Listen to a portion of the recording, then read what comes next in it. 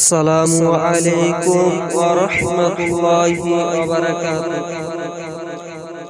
আবু হুরায়রা রাদিয়াল্লাহু তাআলা আনহু হতে বর্ণিত, তিনি বলেন, রাসূল সাল্লাল্লাহু আলাইহি ওয়াসাল্লাম বলেছেন, যদি মানুষ জানতো যে আযান দেওয়া এবং সালাত আদায়ের জন্য প্রথম সারিতে দাঁড়ানোর মধ্যে কি পরিমাণ নেকি রয়েছে, তাহলে মানুষ লটারি ব্যতীত তাদের কোনো উপায় থাকতো না।